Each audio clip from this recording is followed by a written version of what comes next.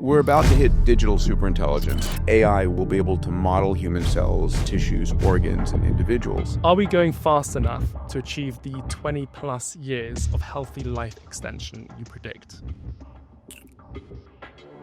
Peter Diamandis is a futurist and entrepreneur, best known for founding the X Prize and boldly championing a future of abundance through innovation. What is the one thing that keeps you up at night? I pitched 50, 60 billionaires. You've got clearly lots of capital sitting on the sidelines. Why aren't you doing this? If you're worth $5 billion and you don't want to put $100 million in to gain 20 years of extra health, it's like, what's the calculus? I'll be 64 next month. My goal is to hit this longevity escape velocity. They said exactly between 5 to 8 years upcoming, they're going to be dark years. Do you understand what they mean by that? We need to show people a hopeful, compelling, and abundant future that they aim for, right? Without a vision, the people will perish. But what if humanity's biggest threat is a lack of purpose?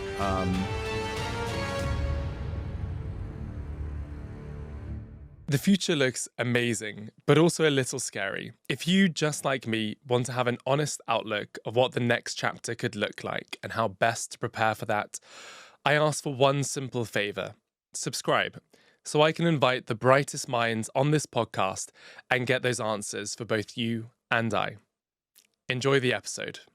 Peter, you recently quoted Mario Andretti in a tweet, right? He's a famous racing driver, right? I'm always getting quotes for you, right?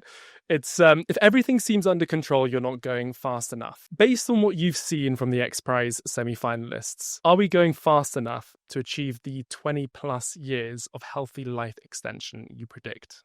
I'm someone with my foot on the accelerator, full out, and trying to attach rocket engines on the back of my vehicle at the same time. I think some of them are doing fantastic. I do know, we're about to award 40 of them. We call them semifinalists, but we're not eliminating anybody from the competition, meaning someone who didn't win $250,000 in this round can still compete for the grand prize here. I think there's some very conservative approaches. I think there's a handful of approaches that are more on the, I don't know, we should use the word bleeding edge in the terms of Healthspan, but I also know of a number of teams that are going to be registering now for the next stage. But what gets me happy here is, unlike a venture capital fund where you got 600 options out there and you're going to back this one and hope it's going to work.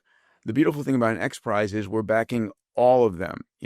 All of them are viable until proven elsewise, and all of them could eventually go to win the competition. So I'm hopeful. There's some crazy ideas, and I like to say the day before something is truly a breakthrough, it's a crazy idea. Yeah, we had Matt Kaberlein on the podcast recently, and he was saying that it's most likely going to be a combination of a few things that leads to this grand 20 plus years. Because you have companies like Ageless RX that are a telehealth company, and then Timeline who have their MitoPure urolithin A. So are you already noticing the sort of partnerships or collaborations that could get us 20 years? And we see that across all X Prizes. One of the things I remember in the very beginning when we had our first prize for private spaceflight, and we had 26 teams from 7 countries. And the overall ethos was, listen, as a team leader, the best thing could be if I win. The second best thing is that someone wins, right? It's like they're doing this. The teams competing for this are driven.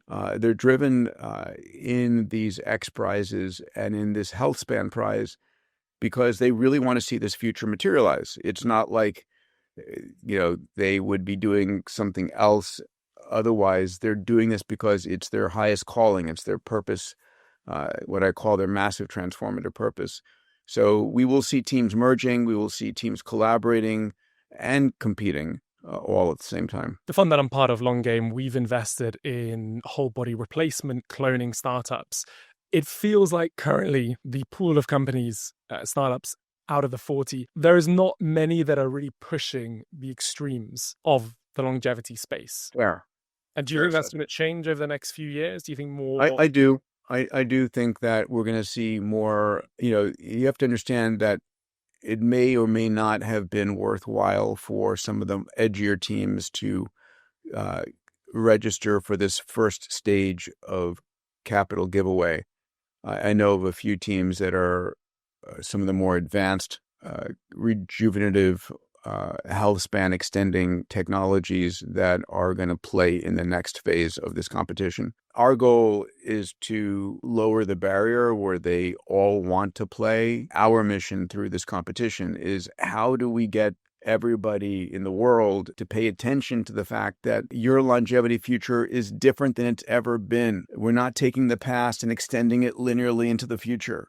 Right? There is a very different inflection point now and coming very shortly in this health span revolution. And that's being driven principally by AI, but in addition by single cell sequencing, by epigenetic reprogramming, by Yamanaka factors and organ regeneration and replacement. There's a lot of extraordinary technologies that are going to play into this field. Now you have to remember, one of the aspects of this Healthspan prize is that it has to be demonstratable in this time frame, that you need to actually be able to deliver the therapeutics to a large enough population to show the statistical significance of what you're claiming. And it needs to be in a way that's equitable. We're trying to avoid the $10 million rejuvenation therapy, which I think in the end of the day, the therapies that are truly impacting aging, because all 8 billion of us share the same disease called aging, will ultimately become cheap and affordable because you're delivering this to billions of people. So it's a very exciting time in that regard. When you zoom in on that inflection point, what is the one thing that keeps you up at night? I don't think it's anything about dealing with on this front. I think there should be a lot more money entering this field than there is. I don't get it. I raised $150+ million on this X Prize, and the majority of it was pulling teeth. Very lucky to have Chip Wilson, the founder of Lululemon, step in with the first major grant, I think around $36 million, and then Evolution come in. I'm a donor. A lot of my members, my abundance community, are donors to this prize. But I pitched, 50, 60 billionaires. And it's like, okay, guys, listen, here's the deal. If you put up 10, 20, $30 million to help fund this prize, you get the benefits, right? And you don't pay unless you win. And you've got clearly lots of capital sitting on the sidelines. Why aren't you doing this? I'm still perplexed. If you're worth $5 billion and you don't want to put $100 million in to gain 20 years of extra health, it's like, what's the calculus there? You don't believe it's possible? You think we're going to rip you off? You don't care about your health? You're just so focused on retaining every dollar you have that you can't let go of it. So that kind of is perplexing to me and worrisome in that regard, that, there's so much wealth sitting on the sidelines just trying to accumulate more wealth versus do something useful on the planet. I was in Riyadh recently and I was having a conversation at dinner and I was telling the guy next to me that I work in the longevity space. And he said, what is this longevity space? Why don't you cure cancer first? So the question, because there is definitely a PR problem, and we've talked about it a lot, but if the X Prize Health Prize was a cure for cancer, do you think that 100 million, 200 million would have been much easier to have raised? Maybe. I think people have a disconnect with the idea of extended health span. They forget that the average human over 300,000 years lived till age 30, and many of the people who are successful in their fields today have doubled that, and they're in their 60s, potentially into their 90s. And we all accept death as inevitable. We all accept health degradation as inevitable. My goal is to shift this longevity mindset to say, no, it is not inevitable. There are things that we will learn and you will be able to do to extend your health span by decades. And during those additional decades of extended health span, there will be a multitude of breakthroughs that will then extend your health and lifespan even further. There's some amount of faith required, but oh my God, have you looked out the window and seen what's going on? We're living lives that are godlike compared to our ancestors. Abundance has its own challenges. I really want to talk about how we retain an abundance mindset you talk about a post-capitalistic world, right? and you've recently mentioned on X the Universe 25 experiment as Mm. well. So when we hit this moment of let's start with longevity. When we hit this moment of abundance when it comes to time, what do you think will be the biggest challenges then? Okay, so I'm 63 today. I'll be 64 next month. My goal is to hit this longevity escape velocity. My primary goal right now is how do I add 20 or 30 healthy years of my life so that when I'm hitting 100, I'm in good health and able to intercept all the breakthroughs, because we're about to hit digital superintelligence, which, we're a collection of 40 trillion human cells, every cell doing 5 to 10 billion chemical reactions per second. And there's no way that any human can understand this, but AI will be able to model human cells, tissues, organs, and individuals. Let's say we can get there. One of the biggest challenges that people have is, what am I going to do with an extra 30 or 40 healthy years? So the why do you want to live those extra decades is very important. And I do this experiment. I run these longevity platinum trips every year. The next one's coming up at the end of September. We'll be in Boston, Cambridge, New Hampshire, meeting with the top 50 longevity entrepreneurs and scientists. And I bring a room of top VCs and family offices that want to invest in these companies. Long story short, I run through some exercises with them. And one of the exercises is, okay, what would you do with 20 extra years? Write it down. What would you do with an extra 20 healthy years? And most people are good at that. But if I said to you, what are you going to do with 50 extra years? People's minds break. It's like, I don't know. I don't know what I'd do with 50 extra years. And that's a problem because we don't have compelling visions of the future. And society needs incredibly powerful, compelling, hopeful, abundant visions of the future for people to live into. A friend of mine, Dan Sullivan, says, you need to make your future bigger than your past to have this longevity mindset. And I agree with him. So creating a world in which it's like, I'm just pumped to go and start a city on the moon, to go and mine asteroids, to go and look for life in Europa, to go and upload my mind into the cloud, whatever the crazy ideas are that become possible. One of the things that comes from a extended longevity span is people not getting bored. We need that, and we need to have a purpose-driven life in that regard. On that note, you said recently, again on X, I'm quoting you quite a bit here, but tech advances at exponential rates, but human institutions and societies do not. And then you say wisdom needed. Yeah. How do you build that collective wisdom? Interestingly enough, I think one of the places that will yield wisdom is these digital superintelligent systems. If you think about what is wisdom, if I go to a wisdom council, it's typically a group of elder statesmen and women, they're in their 80s, maybe they're in their 90s. They have seen hundreds of scenarios, and they can tell you, go down this road, you're screwed. Go down this road, you have a potential for success. This one I've seen work more often than not. That's what we consider wisdom. Imagine a future in which AI systems are extremely good at simulating future scenarios, running billions of scenarios to get a statistically valid view of this approach is got the most high probability of success.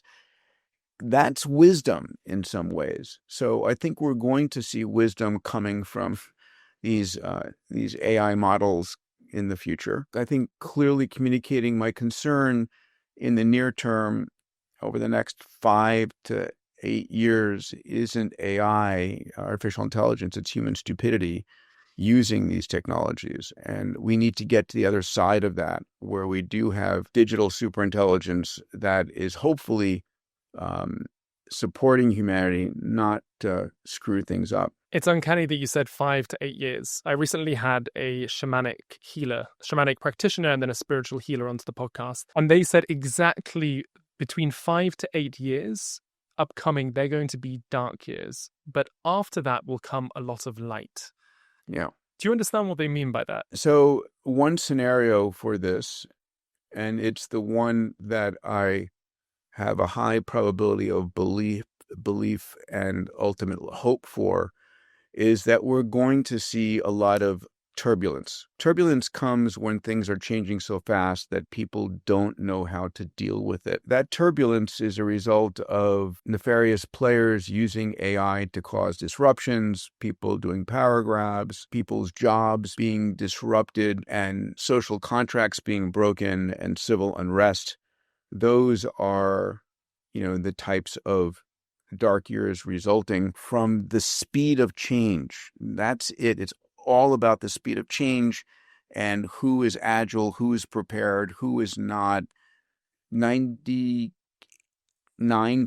of the public just getting whipsawed and turning to violence or revolt to try and just express their displeasure. The period of light comes, I do believe that ultimately the more intelligent a system is, the more peace-loving, life-loving it is. There is some good evidence to show that the dictators and despots out there are the ones who are least educated. The ones who are most educated are the ones who are able to guide their societies to a more abundant, positive future.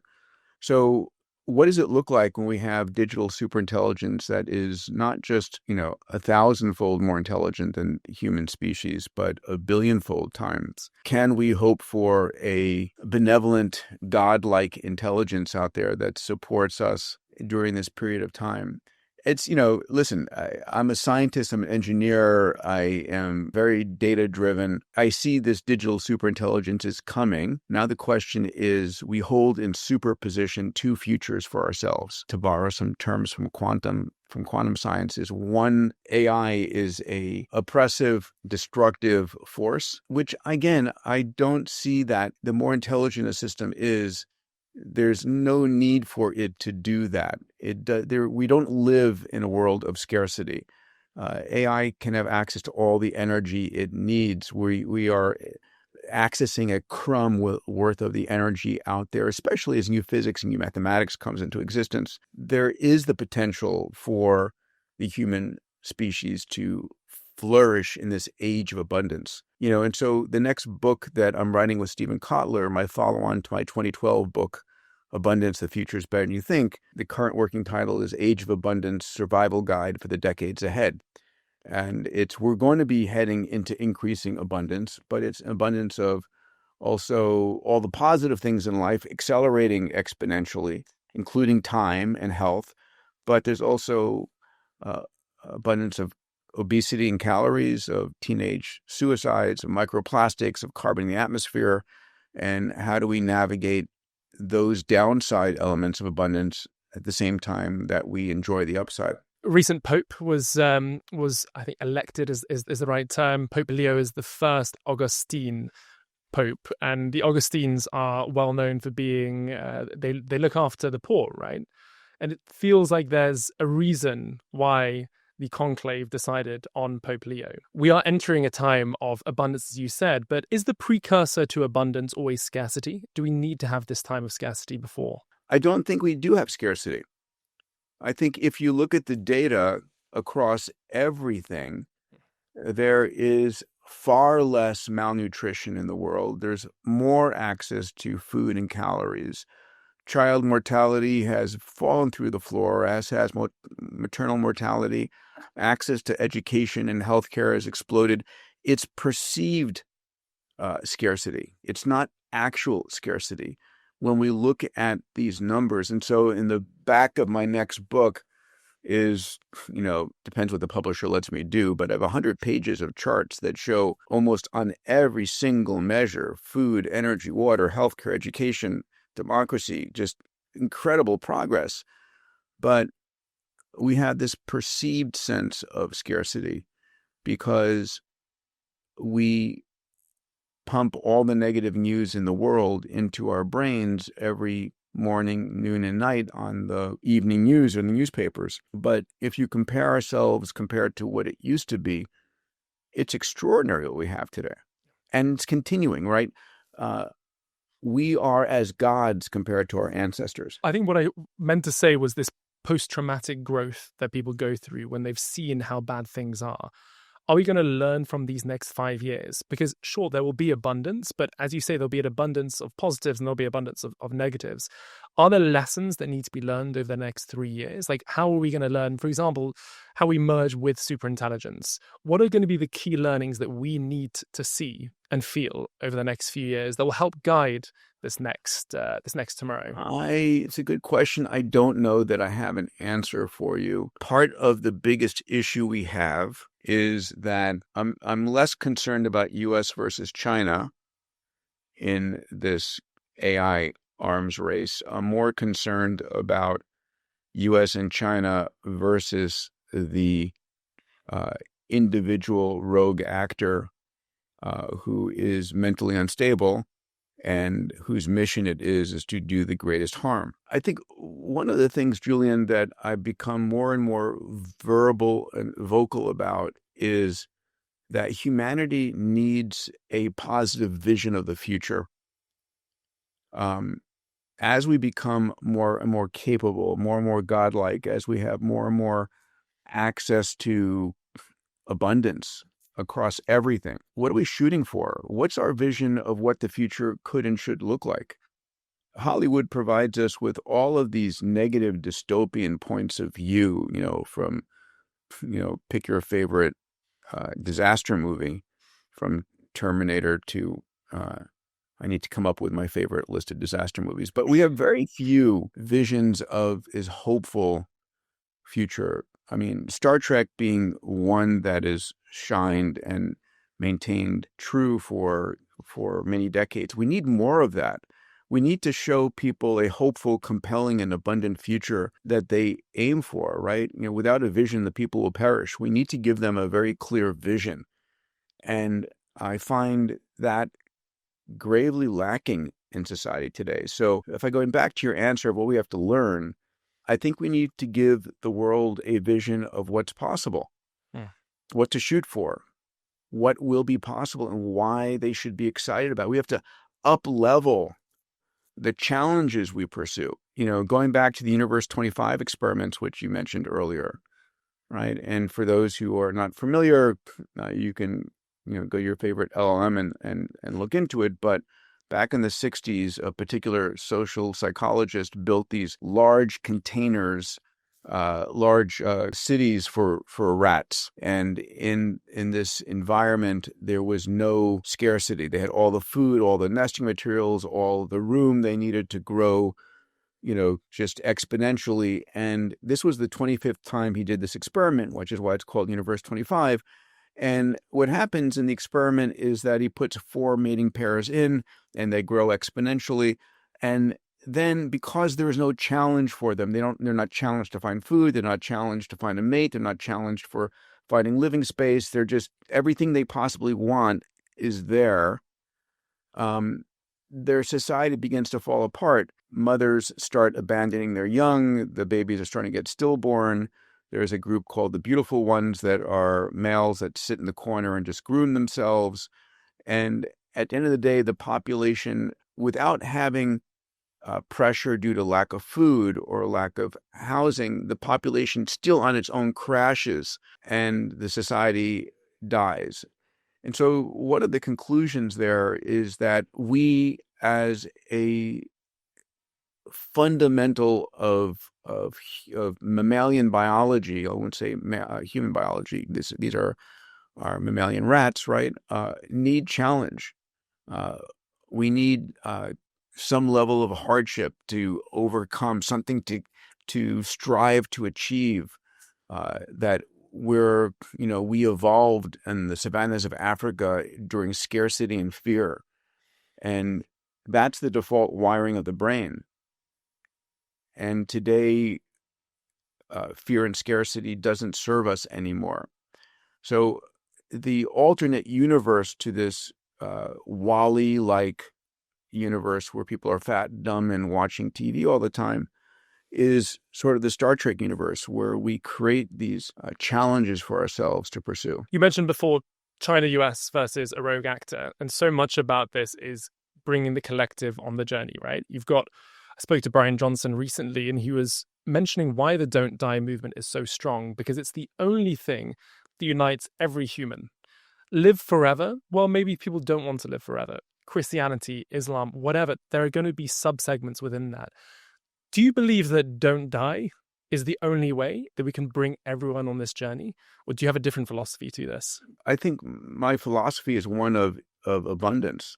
It's how do you provide every man, woman, and child access to whatever they need to live their life of purpose. I think what we need as a religion is a purpose-driven life. Not just passion, but purpose. How are you going to uplift people? What I teach is creating a massive transformative purpose. Mark Twain has a great quote where he goes, the two important days in your life, the day that you were born and the day that you find out why. If your purpose is to live healthy, long, and not die, fantastic, go for it. If your purpose is to uplift single female teenage mothers, fantastic, go for that. But identifying your purpose and then bringing your gifts to bear to create a hopeful, compelling, and abundant future for society, I think that ultimately is what should unify us. It is something that isn't selfish and uplifts all of humanity. So the big question is, how do you scale? How do you scale that massive transformative purpose? Because at the moment, apart from the people... Which one do you like better, by the way? Don't die or living a purpose-driven life? No comment, but I'm sure you know, right? But so how you scale this is a number of ways. I think one of them is giving people, again, we need better storytelling. We need clear visions of the future. We need people to realize that they can and should live a purpose-driven life. Ultimately, one of the most important things is helping people craft their mindsets. I think an individual's mindset is the most important asset they have. And so what I teach is creating a purpose-driven mindset for yourself, an abundance mindset, a exponential mindset, a moonshot mindset, and a longevity mindset. Finally, a curiosity or a gratitude mindset. These mindsets are the way that you deal with challenges and opportunities, and shaping your mindset is critically important for living a life that is impactful. And I think we don't actively do that in society today. I think what happens is that people, inherit a mindset from their parents or their friends or where they were born, but no one stops and says, what mindset do I need for this decade? And how do I create that mindset? How do I shape that mindset? It's that collective conditioning that I'm trying to see how we can basically untie. If you were in a room right now with, let's say, a US president, someone who runs a big tech company, a big social media tech company, what would be the first thing you would say to them to start trying to change that conditioning? Because so we measure success on GDP or whatever, but actually abundance at times can go against that as well.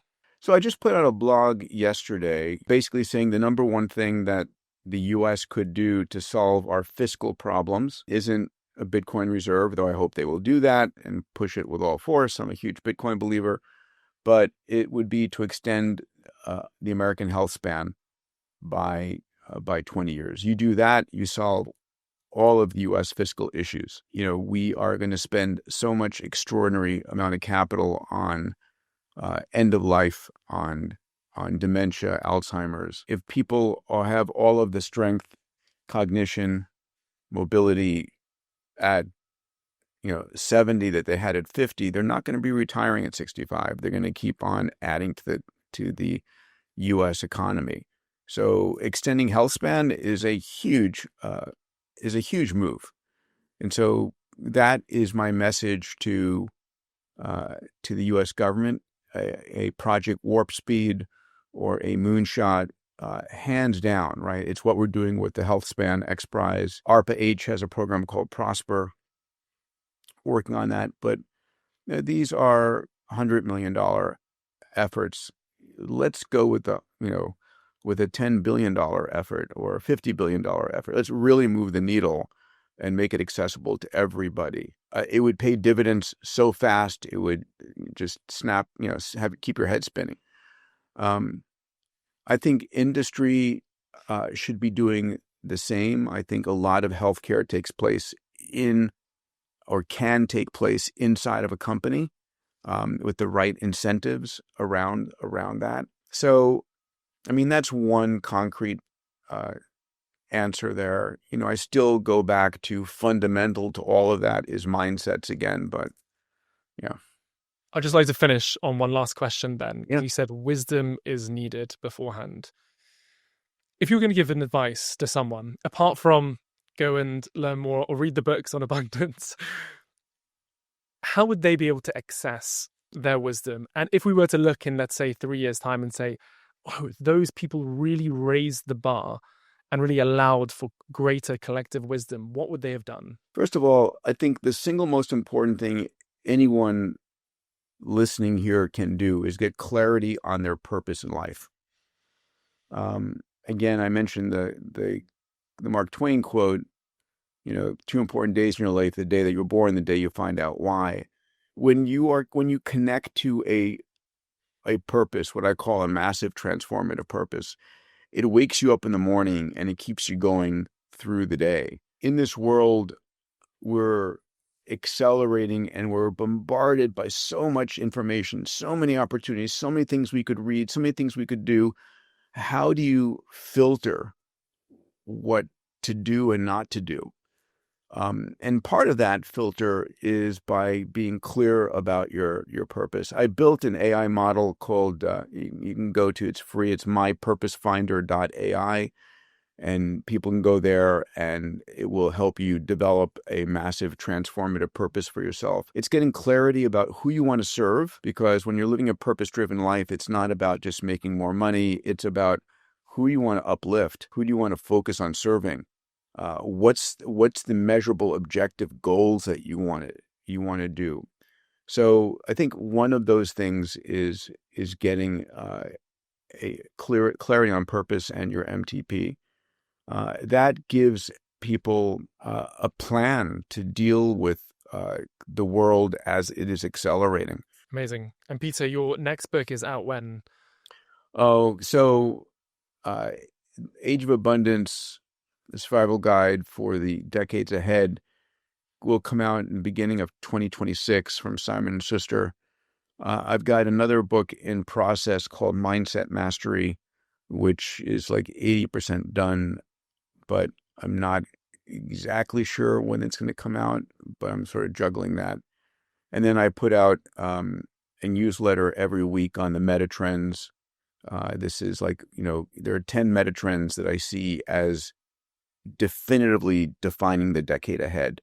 And these are meta trends in AI and humanoid robotics and longevity in a whole slew of areas. And so every week it's like these are the breakthroughs heading us in this direction. I go back to conversation I had with Ray Kurzweil on stage at my Abundance Summit. Ray said something very profound. He said, listen, we're going to see in the next 10 years, 2025 to 2035, we're going to see a century, the equivalent of a century's worth of progress, 1925 to 2025, right? That century worth of progress, we're going to see, repeated in the next decade. And that's extraordinary, right? In 1925, the highest level of technology was the Ford Model T. We had a 30% penetration of electricity and telephony in homes. We're just at the beginning. Compared to today, what we did between breakfast and lunch today is, would be godlike to our ancestors. It's an amazing time to be alive. Peter, thank you very much, as always. Thank you, Julian. A pleasure.